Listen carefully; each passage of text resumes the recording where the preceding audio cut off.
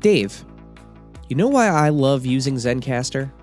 Is it because the recording quality is better than other methods of recording a podcast virtually? Nope.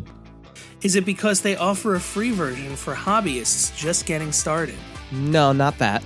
Is it because it's super easy to use for everyone and none of our guests have ever had an issue using it? That's not it. Is it because they offer automatic post-production and transcription services? Negative. Stop burying the lead. Why do you love Zencastr? It's because Zencastr is all of the things you just said, Dave. Well, and they sponsor this pod. That's right, Adventures in Collecting is powered by Zencastr. How about your pod? Get started now with Zencastr and use our code to start podcasting today. Visit Zencastr.com/pricing and use promo code AICPOD to get 30% off your first 3 months of their professional plan or try it for free. That's Zencastr.com/pricing and use promo code AICPOD.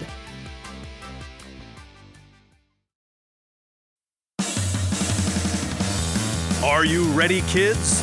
Get your parents' permission, check your mailbox, and grab your shopping cart. It's time for the Adventures in Collecting podcast. I'm Eric. And I'm Dave.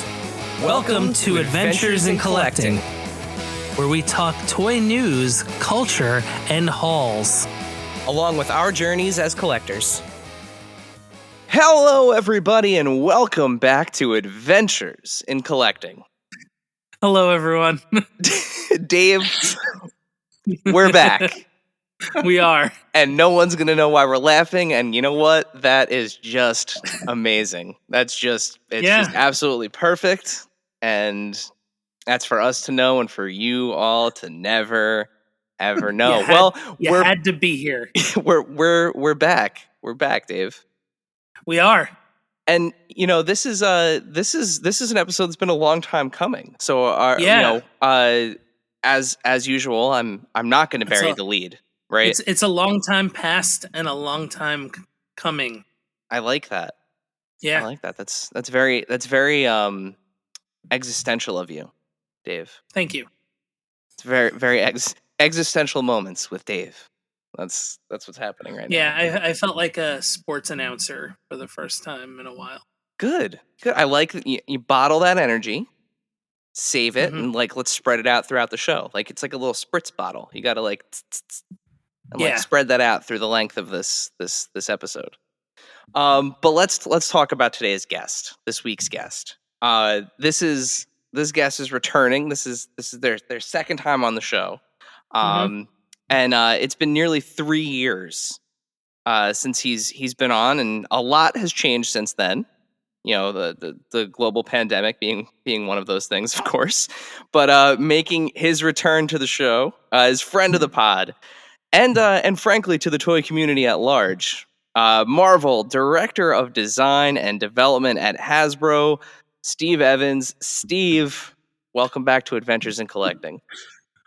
Thank you so much for having me. I tell you, there's a lot of difference between those 3 years. Number one, I can see you both, which is why we're giggling like a bunch of idiots. Yeah. Last time we spoke, I literally had my laptop. I think you were my first proper interview outside of like cons and things like that. And I remember I was upstairs in my closet, and I had my laptop really close to my face. I had it on a shelf, and I was like so stressed about the quality of the microphone, and I couldn't see you, and I was nervous. I turned all the lights off in my closet and just spoke to you. So I've come out of the closet in the last 3 years, and I can see you both, which is way better. I love seeing both of you. I especially, I love it when we're just giggling like a bunch of idiots, which is great. But anyway, thank you for having me back. I am deeply, deeply honored. Well, I mean, thank you for taking the time now twice to be on this show. So, Sure. I know we thanked you, way back 3 years ago, but 3 years ago, we were literally just sending people cold messages on Instagram like, hey, you want to come on our little toy podcast and talk to two people who have never been anywhere in the toy industry and don't do anything. We got to go to Toy Fair once. Yeah, and now it's like it's been an incredible journey for us, and you are one of those early guests that gave us clout. People are like, "Oh, Steve was on the show? Yeah, we'll do it." So, thank you. Oh, really? Oh, Yeah, that's very seriously. kind. Well, I've seen you've been building your followers. I had obviously I kind of interact with you in some way almost daily, which is great. So I'm glad. You guys are a nice bunch of guys. You ask good questions. You ask friendly questions, but also difficult questions and tricky questions, which you should do. You absolutely should do. So, keep going, onwards and upwards. And you got some really fancy microphones, apart from Dave, who's got one from Rock Band. Well, secret's the out. secret is out, everyone.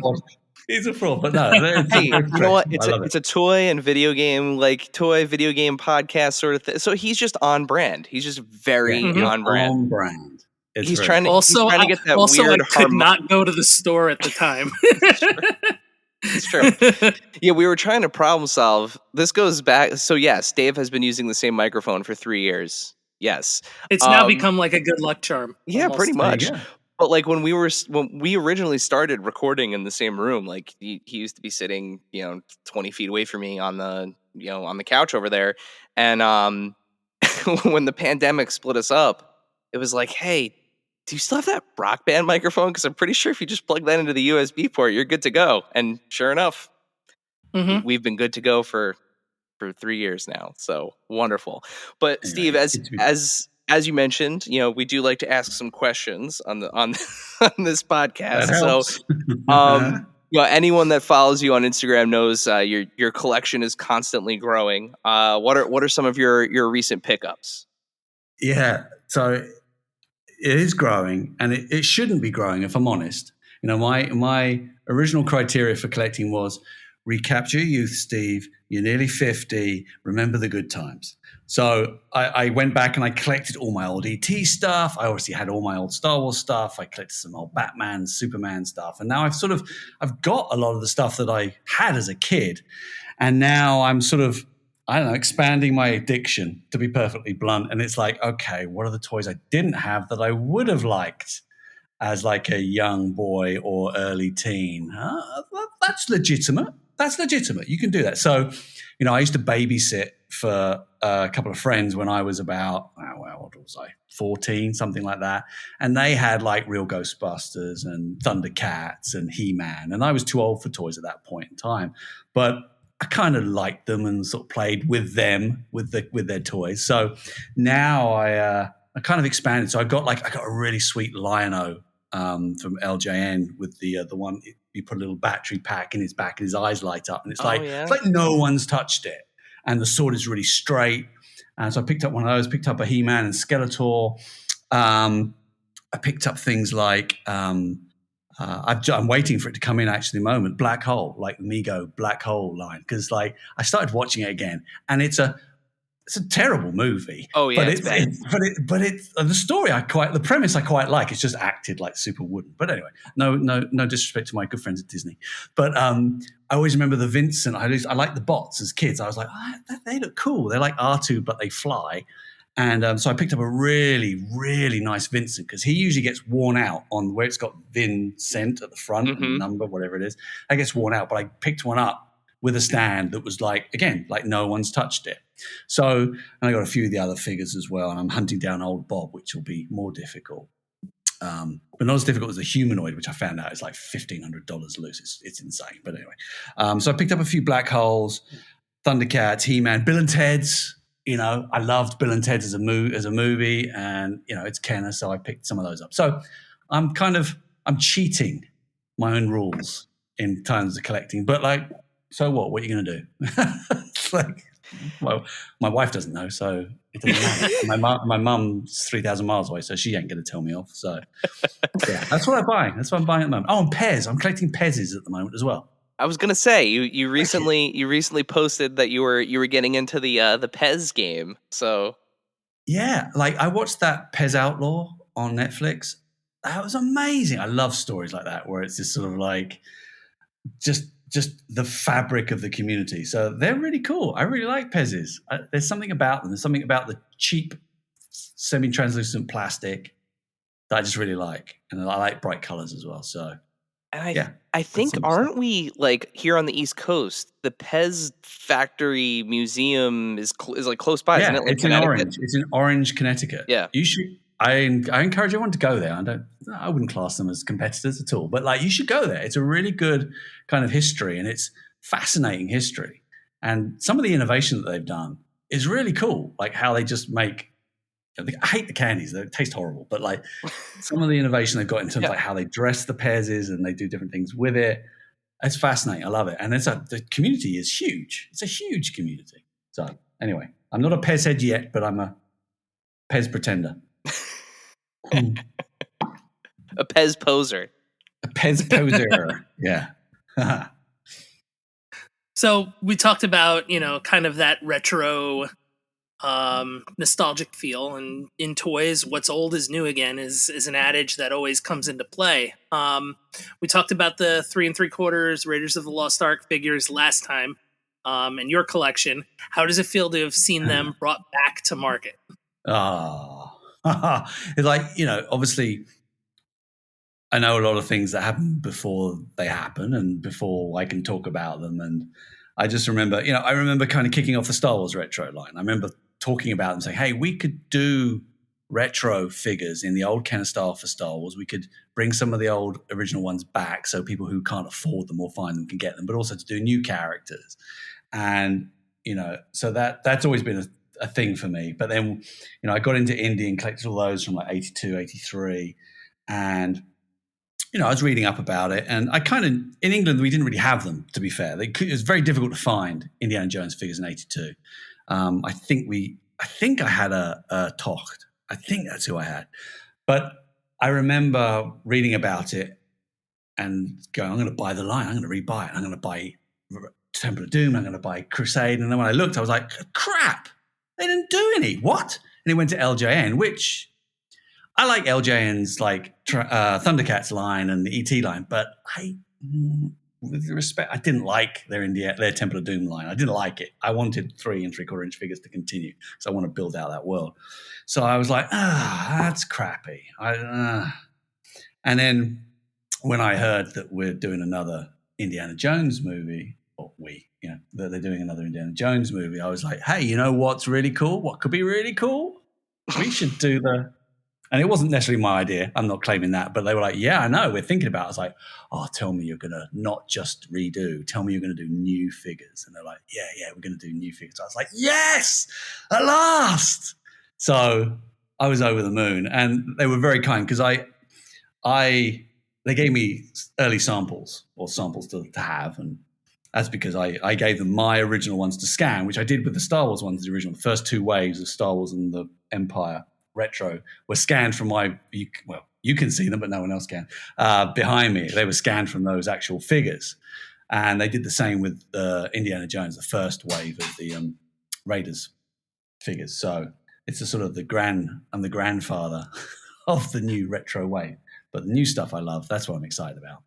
I was going to say that's a unique, obviously, you being at Hasbro, you get an opportunity to work on these products, but like it's so unique that, those molds are, obviously long gone. You can't hang on to everything forever.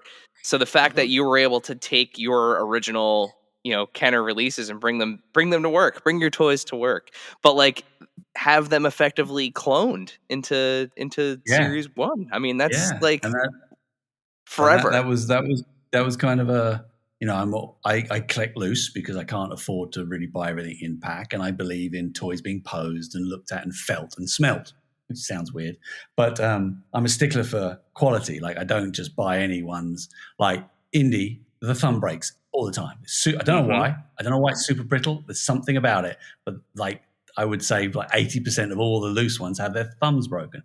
And I searched and I searched and I searched and I found a really good one. And I'm like, okay, it's got to be a standard, which is great because when they're scanning it, they don't want chunks and things. I know they can fix it, but I don't know. I just like the idea of like, there's my pristine loose figure that you can actually scan and move the arms and scan and get all the details you need. And then you make a new one. And I know that every new one out there is based on the one that I hunted for. With great particularness over the years, so it's kind of cool. It's very cool. It's very cool, and it's awesome. You know, same goes for us. I mean, we're excited for those new characters. Like, Mhm. you know, I've always been a Temple of Doom guy. I mean, it's just like I know it's not everyone's favorite movie of the franchise, but like Short Round getting one of those Kenner style figures is like so awesome. It's so Mhm. cool. Or even like Last Crusade, like, you know, Sean Connery. Yeah. The dog was But- Indiana. Yeah. But Very. I was gonna say, as someone who had like a couple of them, and I don't even know how I wound up with them because, you know, I know they definitely weren't bought for me when I was 1. So I don't know if they were still around or if like whatnot. Young But whippersnapper, you.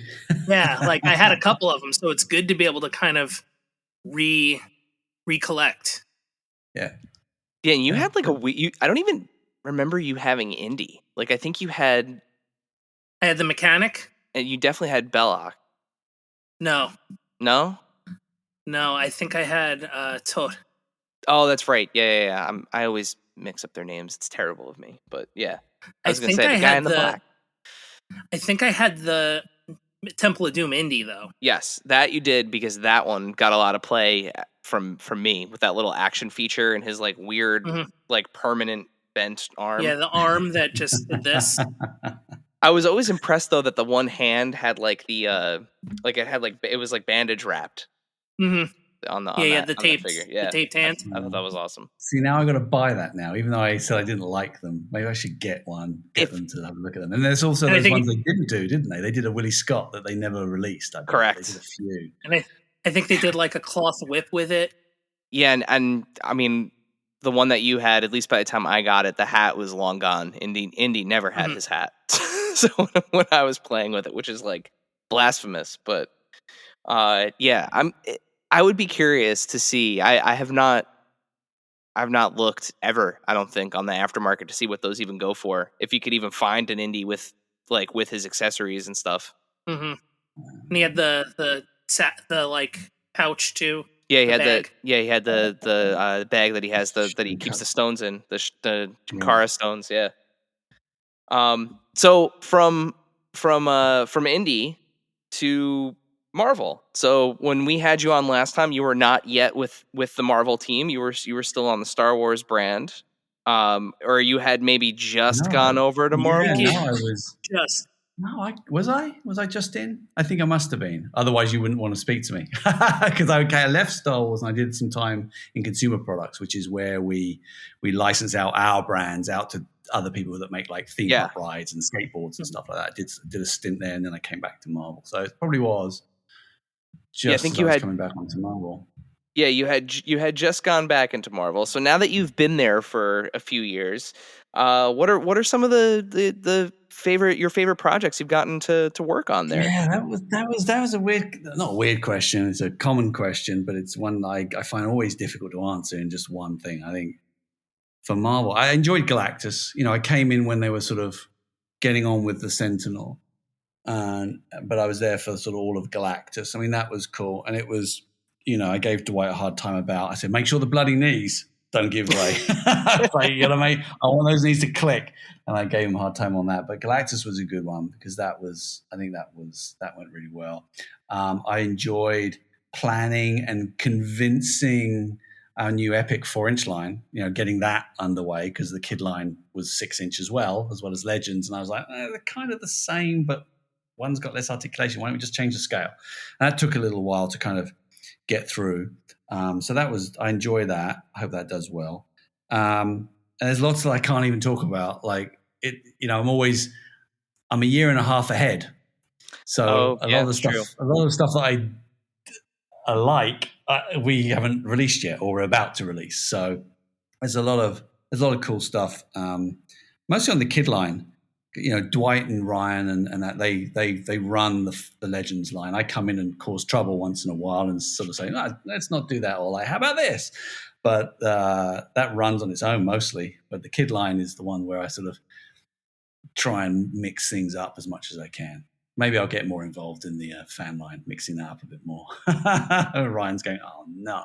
But Yeah, but I think Galactus and the 4-inch line, I think so far that I can talk about are the projects that I've kind of had most interest in doing and getting out the door. Yeah, and we'll get more into that 4-inch line, but there was also another kids line that launched recently. Those little guys, right? The Stunt Squad. Yeah, Stunt Squad. Yeah, Stunt Squad, super cute. Yeah, they're really cute. I like things like that where you just do something for kids that is just silly kid play. We're all in this because we loved it when we were kids, and the things we loved as kids were silly little play things, and now everyone gets super serious about it, but you can't forget what it was really about at the very beginning. And the good thing is, those little figures I really like. I really dig them. I've got them in my cabinet. They're I'm going to always pronounce his name wrong. John Somariva. I'm sorry. I always get his surname wrong. Who's a well-known, character designer and artist. He drew them up and designed them, and we, sculpted them. And I think they're really cute. And if you want to collect those as little kind of squidgy, super deformed little characters, have at it. That's good. I don't care how old you are. You can buy them to play with them, fire them up against the things and make the little booby traps and contraptions work. Or you can just collect the figures and have a little lineup, as I have. So yeah, they're great little desk toys. They're really cool looking. Yeah, it'll fit. I always have to fidget. I've got people can't see it. I have a Captain America torso, Legends torso that I'm clicking here that I just constantly always fiddling with, and silly little figures and bits of blue tack. So it's I just fiddle with them. That is now 2 episodes in a row where Captain America's body parts, Marvel Legends Captain America body parts have come up on the show. Because remember, Eric, accurate. Our last guest, Eric Aranya, was talking about Captain America's pants.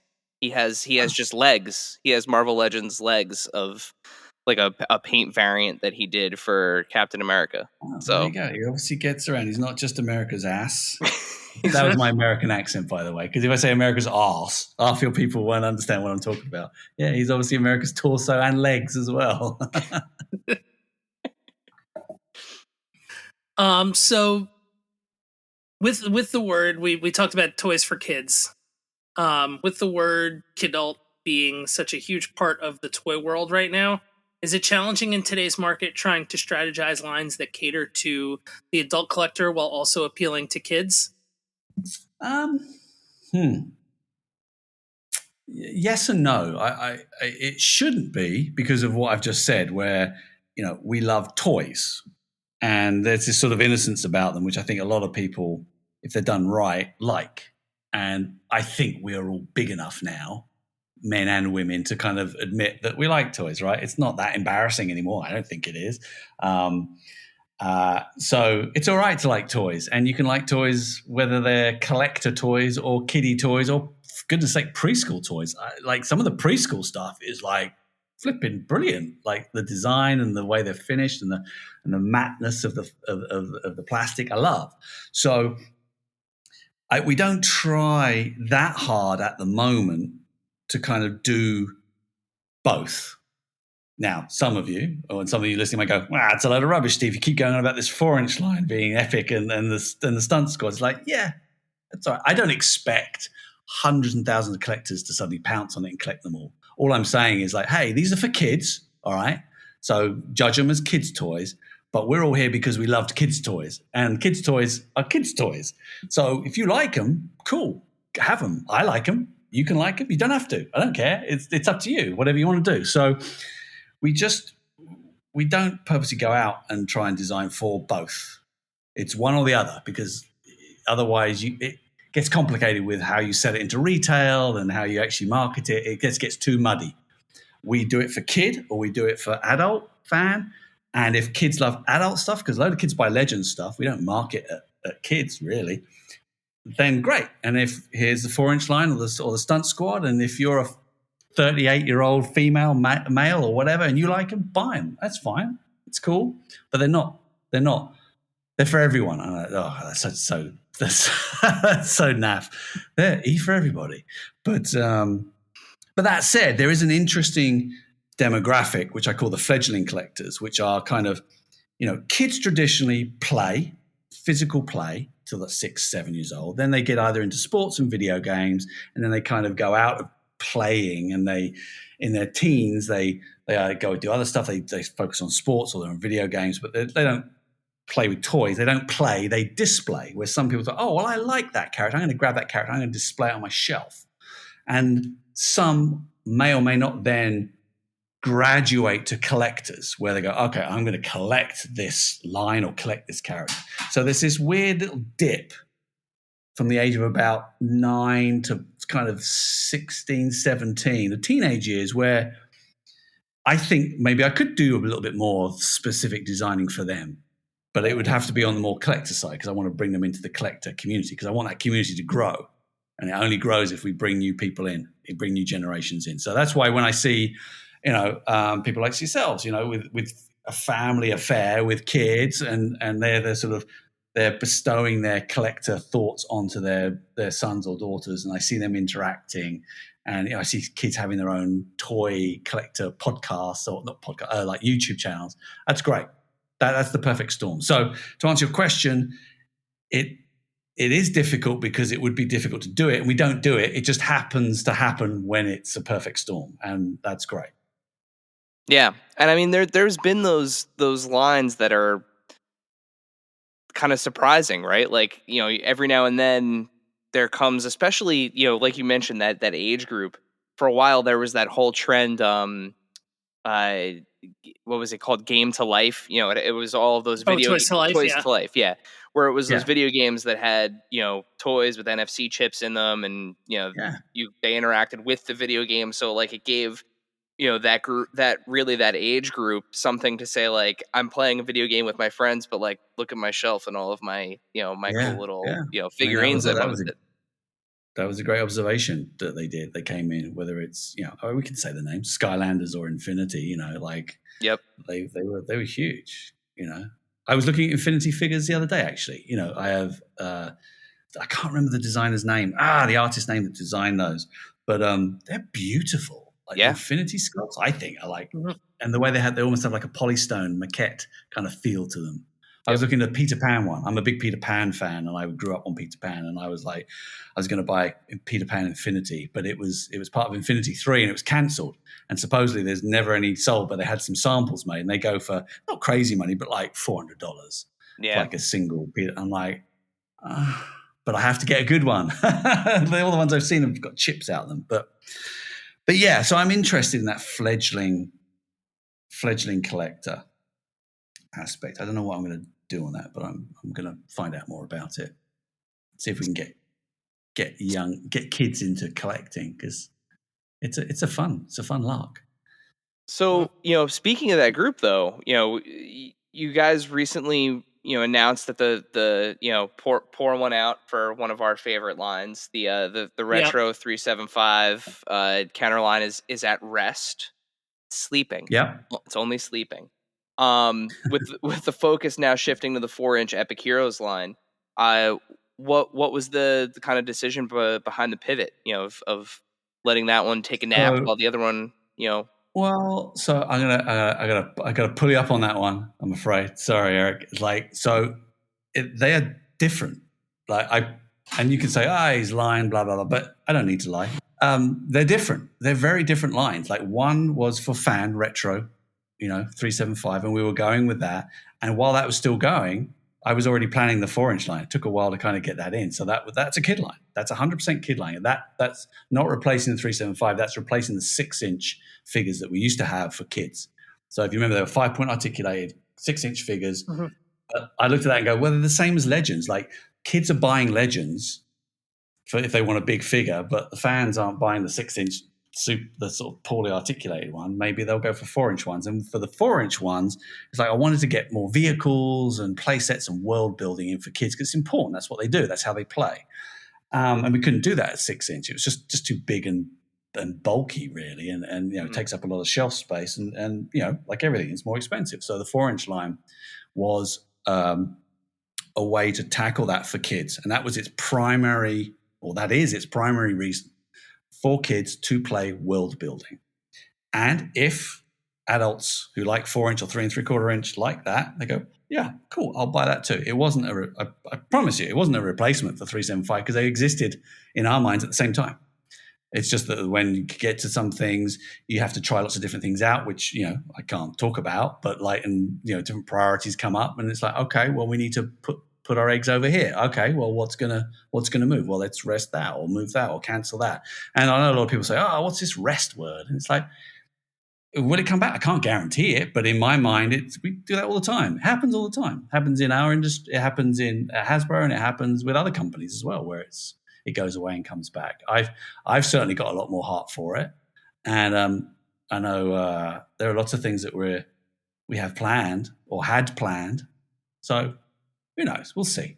I still like it, and it's a great little line, and I'm very appreciative of everyone's support of it. It's a niche in a niche. It's a slice, but I had great fun. It looks great, and it's got like 50 figures. Like that's a lot. Like you can look at I don't know, look at the Secret Wars, Secret Wars, or Superpowers and stuff like that. That's more than that. So yeah, it's not a swap. I promise you. Well, we just wanted to clear that up. We wanted. Yeah, for sure. There's been a lot of like, this is not a. We wanted to make that clear that it wasn't. Yeah. It wasn't a like for like swap. Yeah, because it's like you said. It's about world building for kids, and I mean that's the best way to. That's what made Star Wars so successful back when when those figures first came out in 78. They were 3 3/4 inch figures when everything else was effectively doll size prior to that. And it allowed for vehicles and play sets and, the things that let you kind of live in that world. So it's great to see, those kid focused lines go back to that scale. I mean, I still consider that to be like the golden scale for action figures. And I think they look cool. I like them in my cabinet. That's good. So we'll see how it goes. Everyone's always trying new things and trying different things and mixing things up. So we'll see how it does. I think the response so far, certainly I haven't heard from the kids yet because I haven't seen sales on them because it's too early. But like a lot of the sort of the anecdotal from the fans are like, yeah, cool, okay. Yeah, I like these. Some people don't like them. That's fine. They may not be for you. That's totally fine. I mean, in our local Targets, they're moving. I've seen. I'm trying to think. I've seen Iron Spider and I've seen Venom, and I saw them and then have not seen them again since. So I mean, I was going to say I've moving. Not seen them yet. Yeah. Like I've seen them not be there, basically. So they're. I was shipping. No. They've seen the ghost of the epic. Like I've basically seen where they would be, but yeah. But yeah, they are cool looking figures, and I mean it's I was gonna say I want to grab one just to like have it. Yeah, we all come from that that Kenner background with action figures playing when we were little. So I mean, seeing figures in that style again, like just the fact that they're that size, that they have like the clip-on accessories and stuff, like it's very, it's the there's stuff something that about it. Yeah. Cool. Well, I'm glad you like them. Let's see how everyone else feels about them. It's cool. But back to what we talked about earlier. What's old is new again. Yeah. And now, a word from our sponsors.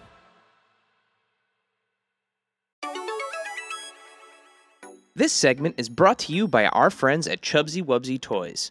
A traditional mom-and-pop toy store in Little Falls, New Jersey, Chubsy Wubsy Toys brings you the best new toys from the brands you love without the hassle of pounding the pavement searching for them at larger retail stores. Visit them in person at 106 Main Street in Little Falls, New Jersey, or online at ChubsyWubsy.com. That's ChubsyWubsy.com. And tell them Adventures in Collecting sent you. Level up your collection with CGC, the world leader in pop culture collectibles grading. CGC recently launched its video games division with experienced, knowledgeable, and passionate graders to help you maximize your value on all the games you love. Ready to give your games an extra life? Submit today at cgcgrading.com. That's cgcgrading.com. Face it, shaker bottles suck. Your shakes always come out clumpy and they're a pain to clean. You're right, Dave. That's why I decided to ditch my shaker bottle for good and get myself a BlendJet 2 portable blender. It makes perfectly blended shakes in just 20 seconds. BlendJet 2 is portable, so you can blend up a smoothie at work, a protein shake at the gym, or even a margarita on the beach. It's small enough to fit in a cup holder, but powerful enough to blast through tough ingredients like ice and frozen fruit with ease. BlendJet 2 is whisper quiet, so you can make your morning smoothie without waking up the whole house. It lasts for over 15 blends and recharges quickly via USB-C. Best of all, BlendJet 2 cleans itself. Just blend water with a drop of soap and you're good to go. With an array of colors, patterns, or even Disney-inspired designs to choose from, show off your personality while you're blending up something delicious on the go. What are you waiting for? Go to blendjet.com and grab yours today. And be sure to use the promo code AICPOD12 to get 12% off your order and free 2-day shipping. No other portable blender on the market comes close to the quality, power, and innovation of the BlendJet 2. They guarantee you'll love it or your money back. Blend anytime, anywhere with the BlendJet 2 portable blender. Go to blendjet.com and use the code AICPOD12 to get 12% off your order and free 2-day shipping. Shop today to get the best deal ever. This is a public service announcement. Manscaped now has beard products and is going even further with their brand new Weed Whacker 2.0. Go ahead and tell the world. The leaders in below-the-waist grooming are traveling north of your South Pole with their revolutionary grooming products. The new Weed Whacker 2.0 and their new beard line confirms they have all the best tools for your hygiene toolbox. It is time for you to upgrade your game. Go to manscaped.com and use our code AIC to save 20% off and get free shipping. The brand new Weed Whacker 2.0 offers improved blades and skin-safe technology with a no-tugging guarantee. It's never been so painless to mind your manholes. And now that you have your face looking great with the Beard Hedger, you have to try Manscaped's Performance Package 4.0 for the full body grooming experience. And this just in, the Performance Package 4.0 now comes with the Weed Whacker 2.0 and all of the other below the waist grooming products that Manscaped is known for. We love the full suite of grooming tools from Manscaped. It's never been easier to take care of our hair. What are you waiting for? Save on Manscaped today. That's right. Get 20% off with free shipping at manscaped.com when you use code AIC. Always use the right tools for the job with Manscaped.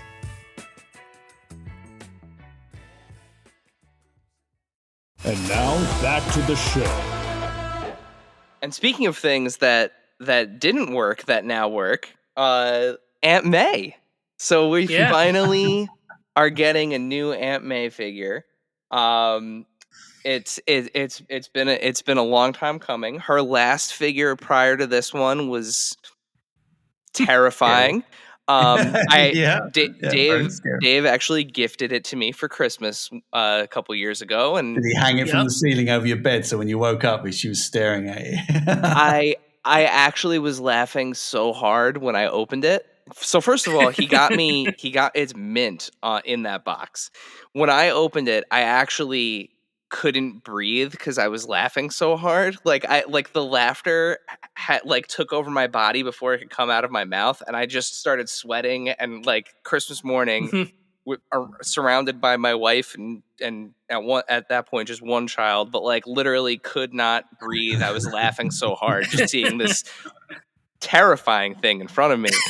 But that being said, you guys got Aunt May out again. So yeah, I know that. How did you make that happen? It's funny. It's such a in joke, and I can't remember the players. But I know, obviously, it's like there's Ryan, there's Dan, there's Dwight, there's the engineer Rob, who I don't think many people know about, who is as involved as Ryan and Dwight. And it's obviously Jesse from Marvel. And I think it's like two camps. Like there's a camp that hates it and a camp that loves it or loves the character or was like thought it was a good idea. And it was I wouldn't say I was brought in as the mediator to make the deciding vote or cast the deciding vote, but it was like I love that kind of stuff. I was just like, yes, do that. That's hilarious. That's brilliant. I love, again, the colors, just the sort of crazy sort of pastel greens. And like, I was just, yeah, get that old lady done. That's fantastic. Why not? Because you've got to, it's like, Legends is unique in the sense that we do a lot of figures a year. Like there's a lot. Like we'll do like 170 odd figures a year. Yeah. With 2-packs and exclusives and stuff. And you got to mix it up. You got to have the A-listers. You've always got to have a Spidey out. We know that X-Men are always going to work. Then we've got to do our movies and entertainment because we're supporting our Disney partners. Yeah, we've got to have stuff coming out. And it's no surprise. We do a lot of retooling. We do a lot of kind of redecoing and stuff like that because you have to. The Legends promise is here is the Marvel universe and you can go deep. Yeah. And you can, and I know prices are going up and things like that, but like it's affordable. You can go deep and you can get there. You're not paying like $100 for a single figure and there's only 20 on offer. There's 170 a year on offer. And you got to go deep cuts. You got to do these weird things. You got to do this left field stuff that just adds a little bit of flavor to it. And again, not every figure is going to register with everybody.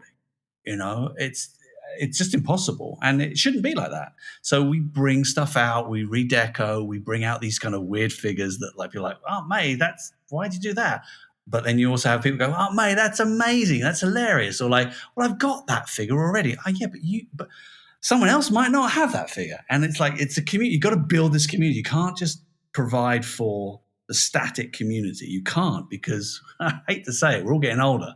We're all going to, especially my age, we're going to die. There's going to be no one left. We have to bring new people in. We have to. And that is, and I never make any apology about that attitude because it's really important. So all I hope is that there's enough figures and enough, A-listers, enough, deep cut core comic characters. There's enough reintroductions.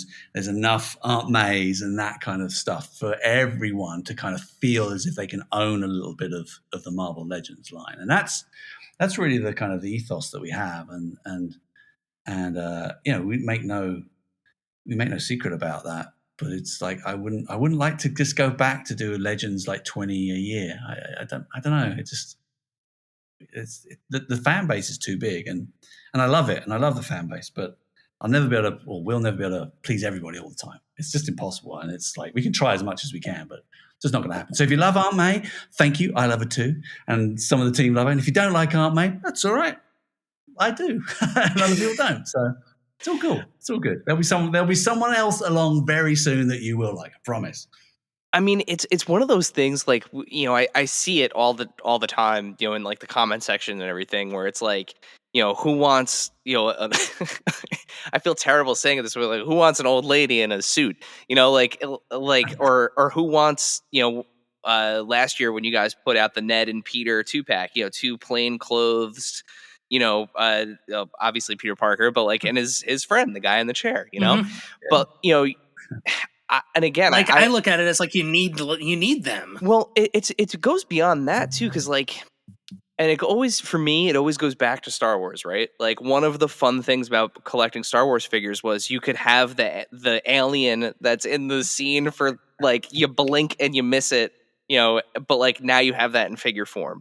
Or the wrestling figures we collect, like I have guy in underwear in 3 different colors underwear. Like it's just it's it's those little tiny changes and those little tiny additions that make the collection cool. And like, you know, you could have Spider-Man fighting every bad guy. Like, you know, you could say it about any superhero, right? Like a superhero is only as good as the villains that he has to fight. So whether it's Spider-Man, whether it's anyone from the X-Men, so it's cool you have this menagerie of villains, but like, who is he saving on your shelf? Like, he's fighting villains for what reason? Who are they attacking? That's why you need your Aunt Mays. You need your Gwen Stacy's. You need your Mary Janes. Like, you need those Sometimes figures. you just need the hood and have just dude yelling. Which is like that. Yeah. It's funny because when I was just thinking back and kind of parallels to that, it's like, who wanted Yak Face? Who wanted Yak Face? Like, clearly, not a lot of people, because they only released it in like Europe or France and Canada or wherever it was. And it's like, again, like, oh, well, that's that goat-looking guy, that Yaki. Now you go and ask the Star Wars fan now, hey, do you want Yak Face? Yeah, I'll have Yak Face. Oh my god, that's amazing! It's one of the best ones ever, and it's just because it's such a great-looking figure. So it's a moment in time, but that moment can change 20, 30 years later. Like, I don't know whether Aunt May is going to be a classic in 30 years. Who knows? But you never know. You never know. And it all depends on how many we make and how many sold and what people do with it.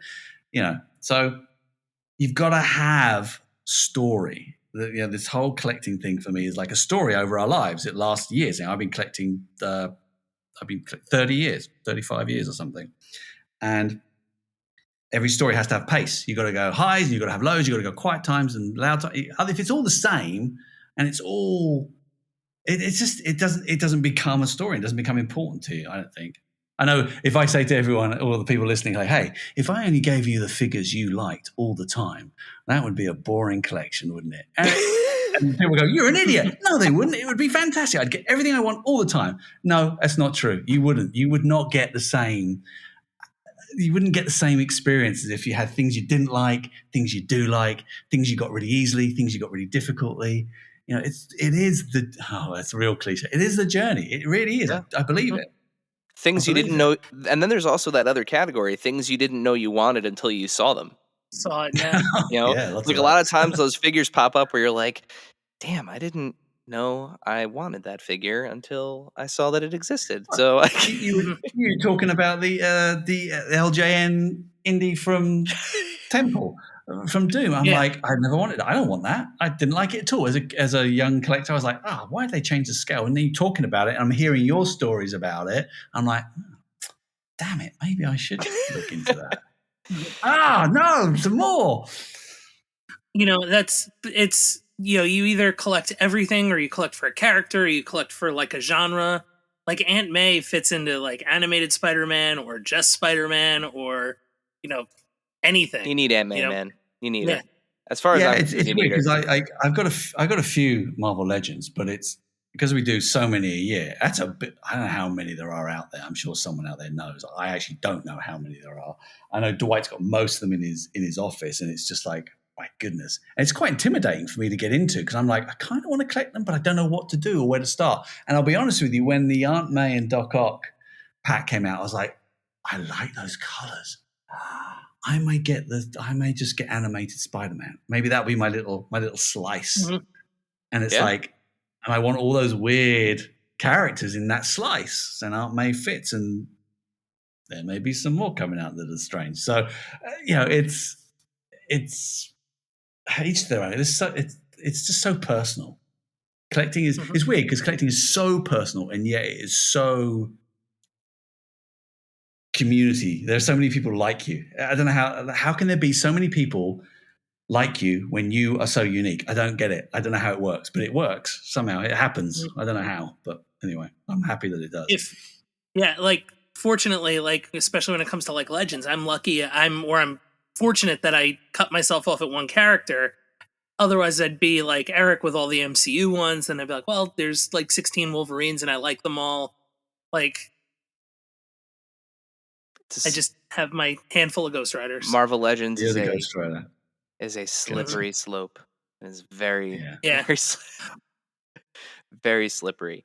But yeah, that's why I was like, oh, yeah, with like I went all in on the 375s, so I was boy, did you have every one? Yeah, and they're all opened. None of them are on. Do you? Do you have both? Do you have the two storms, black eyebrow and white eyebrow? No. Oh, I can see his face there. It's a shame. It's a shame, listeners. You couldn't see Dave's face there. There was this sudden look of panic across his face. Like, what? Yeah, that's the only official variant in the 375. It's Storm, because you originally had white eyebrows. And when I looked at them, I was like, does she have white eyebrows? And now I gotta look. And like JB, who designed it, goes, well, yeah, in this edition, in this comic, she got white. And I was like, yeah, but like mostly it's black. And he was like, yeah. I was like, so let's switch it over. Like I like it. Let's do it black. We can do a running change. It's a simple thing to do.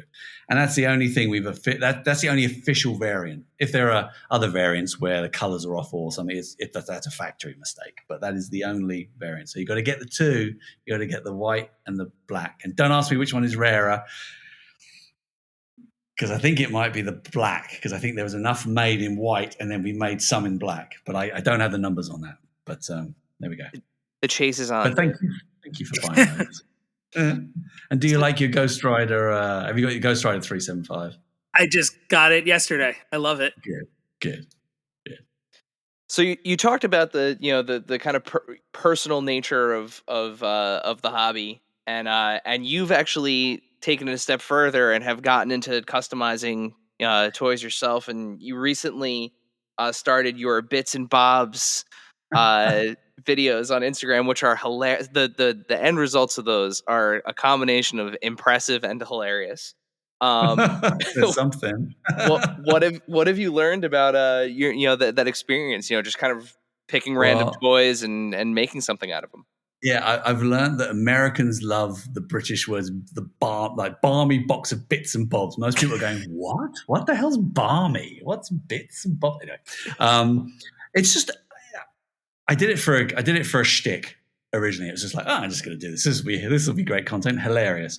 And when I picked my first lot out or my second lot, and I was like, crap, what am I actually going to make with this? I got a horse, or like I got a giraffe, tri-sentinel, and I can't remember what the other one was. I was like, But I always find that creatively, it frees your mind by forcing your mind to think a particular way. So if you're given I always believe that limitations actually foster really great creativity. So I like putting limitations on creativity and ideation, because they're like, go, blue sky, do anything you like. It's like you kind of drift off and you kind of just get lost in yourself. But if it's like, okay, here's the problem, or here are the ingredients, make something from it. It's actually a really good way to really make yourself think differently.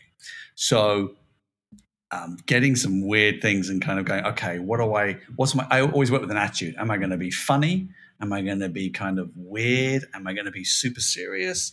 And I really enjoy it. It's very therapeutic. It is really therapeutic. Going from that weird giraffe kind of warrior to then go to like a Hulk. And I'm going to make a Hulk like I was watching Band of Brothers. I'm going to make a Hulk like he's from Band of Brothers.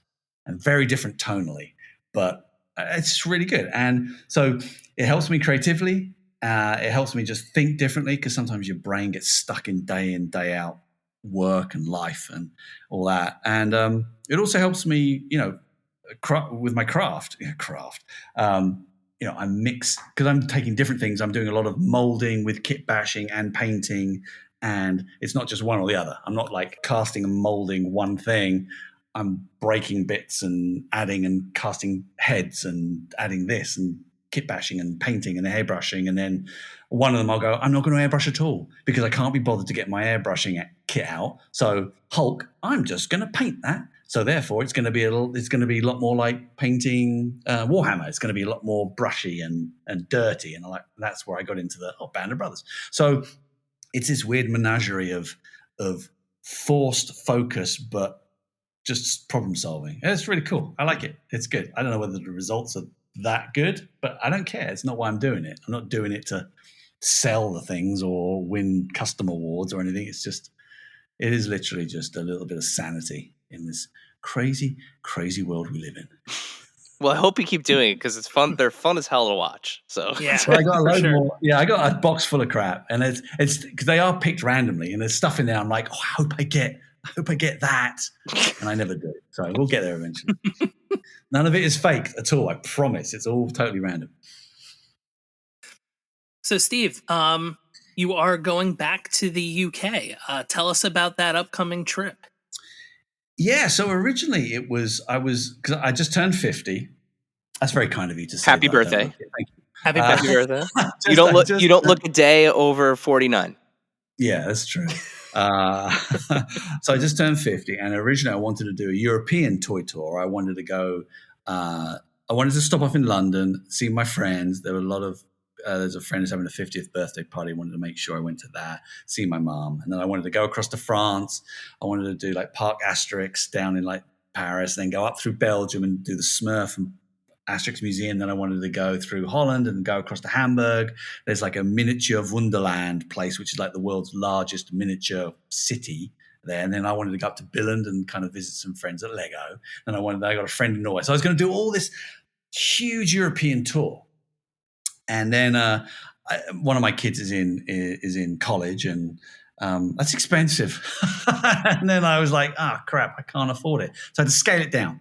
So I forgot the European and I just did a UK tour. So I'm going into the UK for a couple of weeks, and I'm going to spend some time with my mum. I'm going to zip down to southwest Wales, where the Evanses come from, where my father's ashes are scattered, and kind of just pay some respects to him.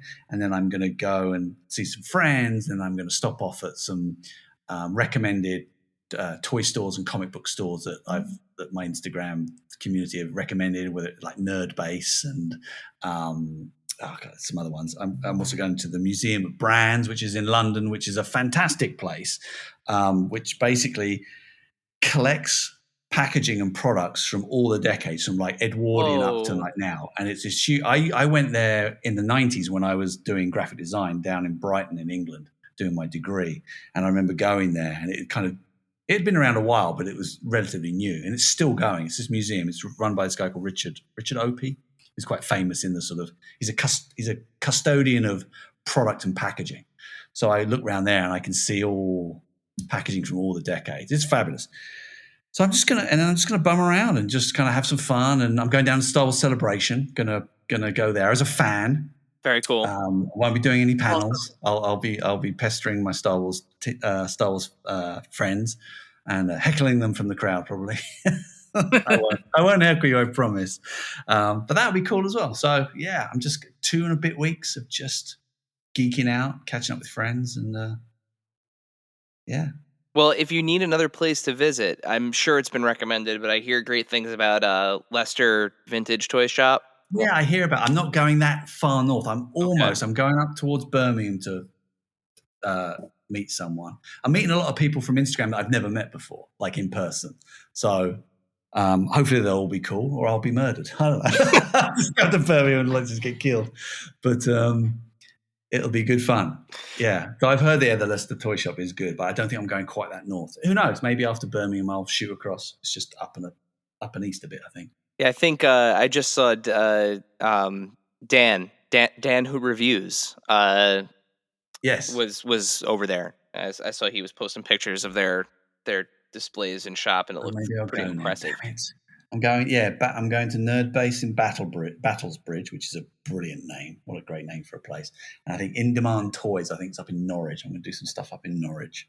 Very cool. And then some London stuff, and then Birmingham. So maybe I will try out Leicester. Well, what do you say we do some Q&A? We take some questions from our followers. So if this is the first time you are listening to Adventures in Collecting, welcome. I hope you're enjoying this. Thank you. Yes. I hope you're enjoying this episode. Make sure that you're following us at AIC_podcast, because every time we have a guest, we will post and give you the opportunity to ask our guest some questions. So we have 3 for you today. That we have kind Magic number. Filtered through yes, it here. Is. So Dave, would you like to do the first question? I would. Friend of the pod at Toy Farce asks, in your expert opinion, are G.I. Joe's Dr. Mindbender and Action Man's Dr. X the same person? I like Toy Fast. Funny account. If you're not following Toy Fast, please follow Toy Fast. Yes, although please. They do take a couple of little pokes at me once in a while, or legends, but it's all in good fun. I don't mind a bit of that in good fun. It's good sport. So I've been thinking about this because I just got Emily left me a Mindbender San Diego Comic-Con sample.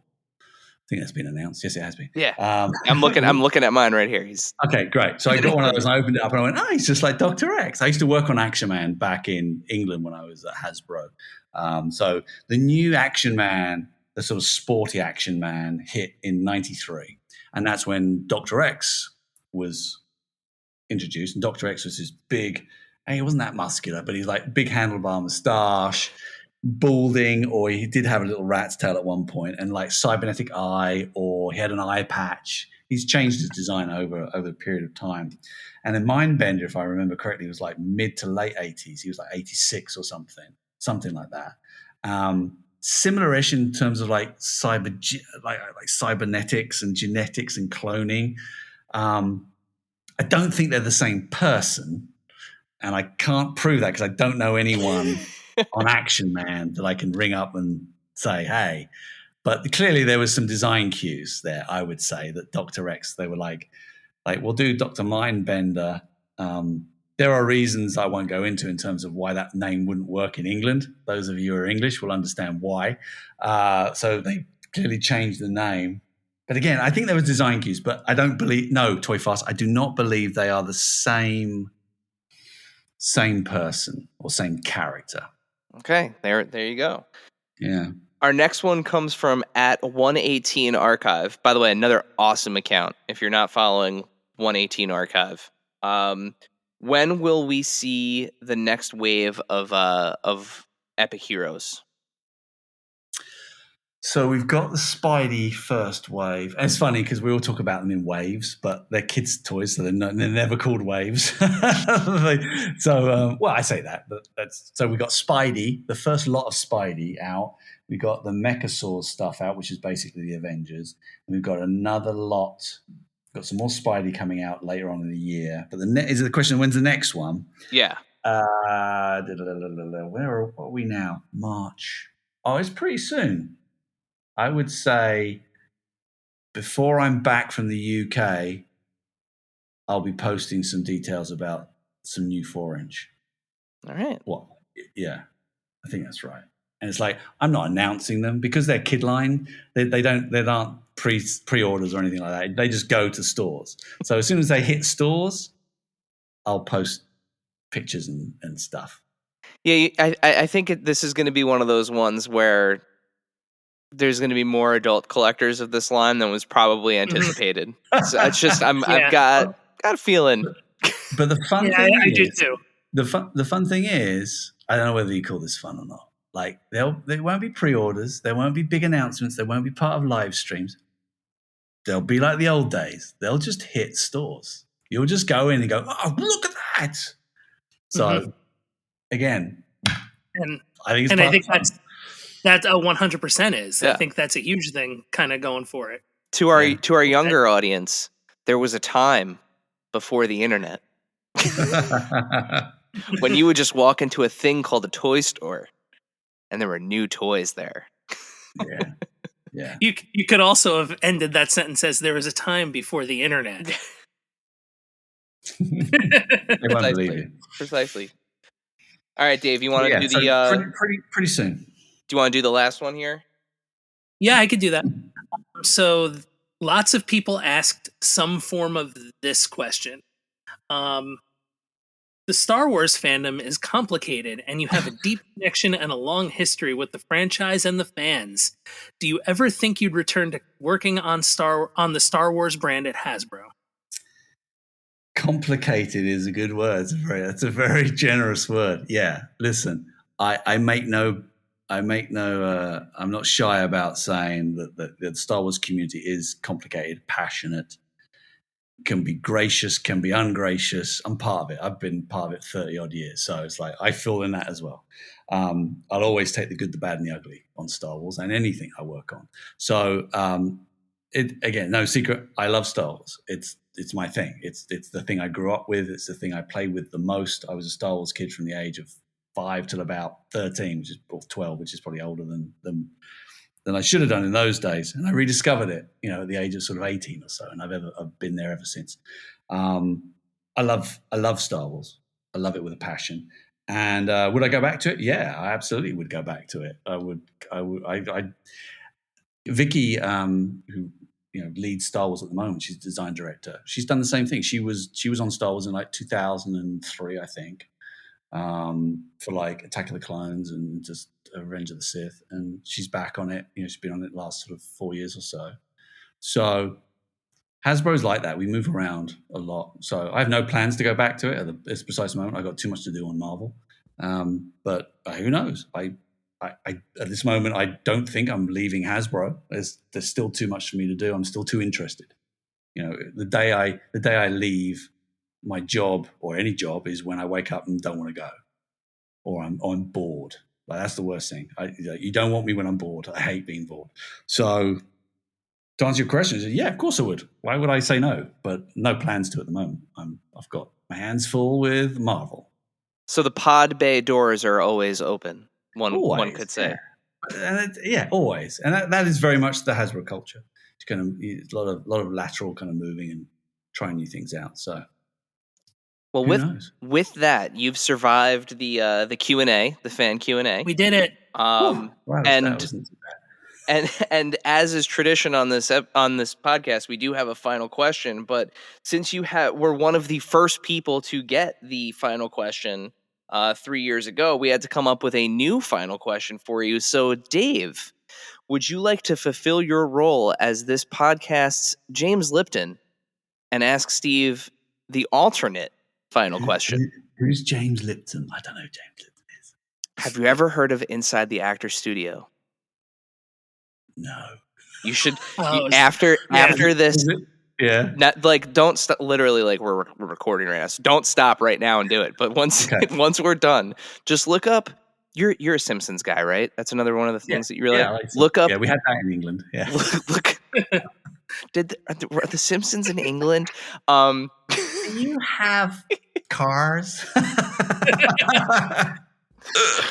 So look up The Simpsons Inside the Actor Studio. That's like probably the most famous episode of it. Okay. It's a show that was on, God, I think it was Monorail's the most famous. It was on Bravo, I think. Yeah, I think it was on Bravo way back. But yeah, look up The Simpsons Inside the Actor Studio, and if you like that, then just buckle up and go down the rabbit hole with it. But all right. But all right.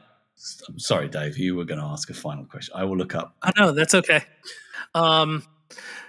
So since we've already asked you the final question, we ask all of our guests a different final question for this appearance. If you could bring any property to life in the 3 3/4 scale, what would it be? Do I have to answer in a deep, sexy voice, Dave? No, but that'll all make sense once you watch that. Yes, it's amazing what a rock band microphone can do for you, Dave. Right? The dynamic range on a rock band microphone. No, that's literally my best James Lipton. Yeah. This question. There's so many. This is one of the questions that will change monthly. All right, but at this point in time, again, this isn't very American, but it's apt because it harkens back to my European tour intent. Asterix. If you know Asterix, there are lots and lots of characters. There are like tens and tens and tens of characters. And I would, not quite as many as Marvel, 8,000 or whatever it is, but I would love a Gaul village full of Asterix, Obelix, Getafix, Dogmatix, Geriatrix, Vital Statistic. A 3 3/4 inch scale, quite plump because they're all kind of most of them are quite sort of bulky. They would almost be like a village of Gamorrean guards. It would be brilliant. I would love that. Like cartoon accurate Asterix, 3 3/4 inch. Doesn't have to be super articulated, just nicely sculpted, super accurate to the comic.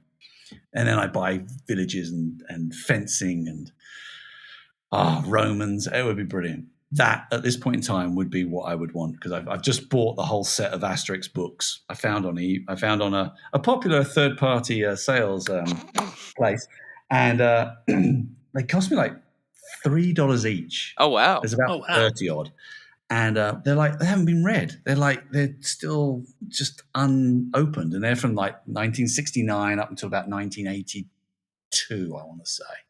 So Asterix, yes, I love Asterix at this moment in time this month. So that's what I would do, Dave.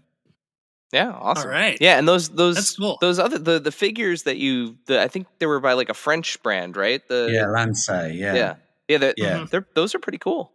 They're brilliant, and they're like that sort of 6-inch scale. But they made 1, 2, 3. They made about 4 or 5. I'm looking 4. There's 4 of them. Not nearly enough. I need more. I need the full village.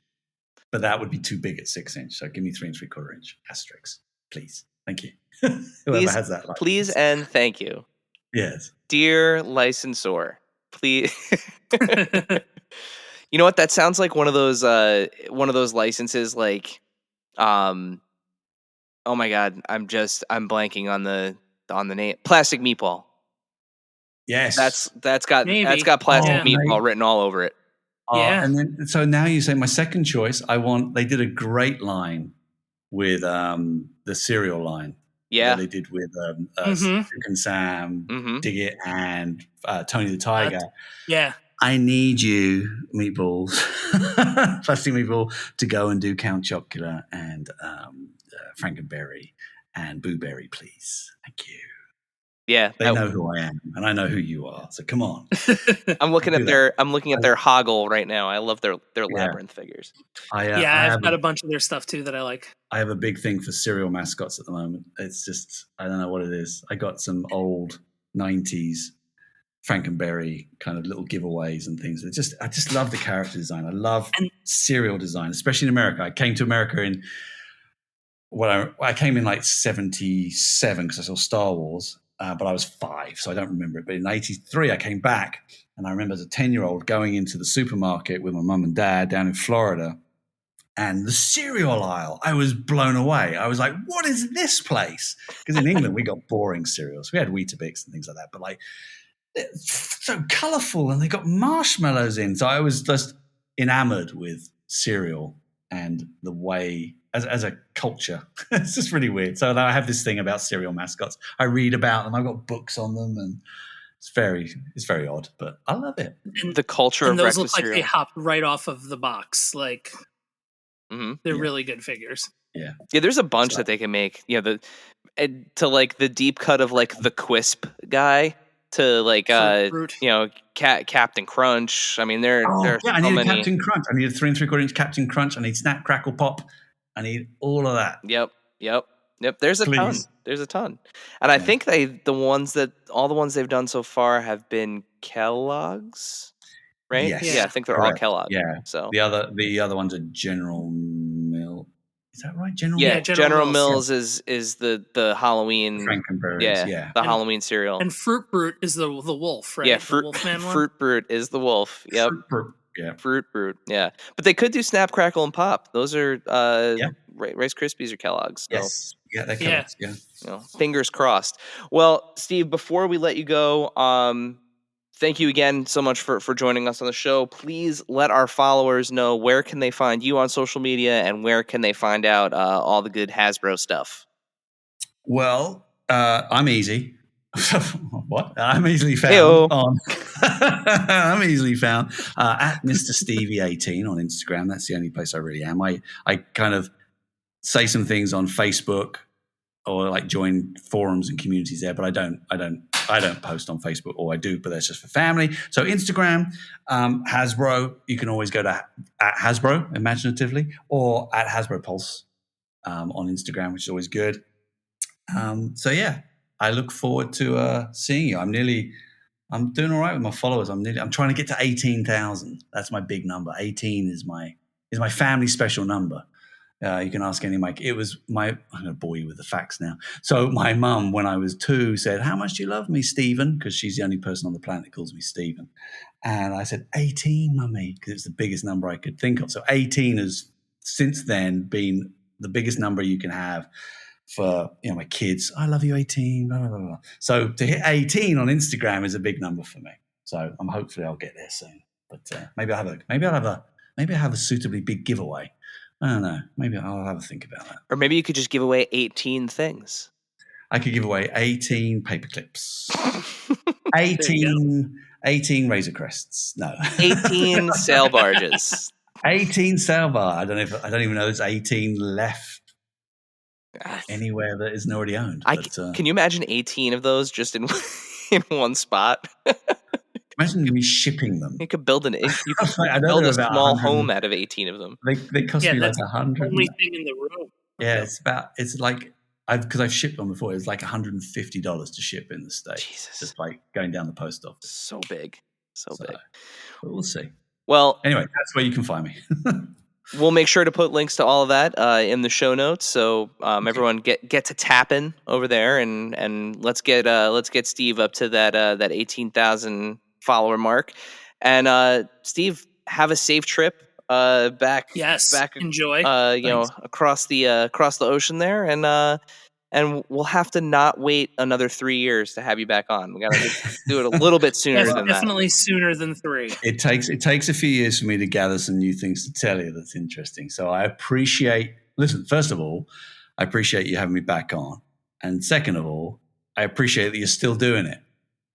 All right. 3 years is a long time no matter what you're doing. So I'm glad that you guys are doing well, and that your podcast is going from strength to strength. So keep going, onwards and upwards. Please, somebody buy Dave a new bloody microphone. No, it's good luck. It's good luck. It's good luck. Set up a GoFundMe. Dave, send us home. When you get those toys, everybody, make sure to let them breathe. Yes. Thank you, dear listener, for hanging out with us today. Subscribe, rate, and review us wherever you listen, and then tell your friends to do it. Thanks also to Joe Azari, the golden voice behind our intro. Our music is Game Boy Horror by the Zombie Dandies. Find more about them both in our show notes. Follow us on social media at AIC_podcast on Instagram and Twitter. Stop by and say hi, show us your toy hauls, and share your toy stories. Maybe we'll talk about it in a future episode. Don't try this at home. Void where prohibited and some assembly required. Each sold separately, not a flying toy. Consult a physician if your toy run exceeds more than 4 hours. This has been a non-productive media presentation. Executive producer, Frank Hablawi. This program and many others like it on the Non-Productive Network is distributed under a Creative Commons Attribution Non-Commercial No Derivatives license. Please share it, but ask before trying to change it or sell it. For more information, visit Non-Productive.com. Today's episode is sponsored by NerdWallet's Smart Money Podcast. Life comes with big money questions. Are target date funds a smart or lazy way to invest? Should you pay off debt or invest extra cash? Can you deduct your dog as a home security system on your taxes? NerdWallet's Smart Money Podcast has the answers. Their finance journalists break down investing strategies, tax planning, and smart ways to build wealth and navigate big financial decisions. Work smarter, not harder on your finances this year. Follow NerdWallet's Smart Money Podcast wherever you listen.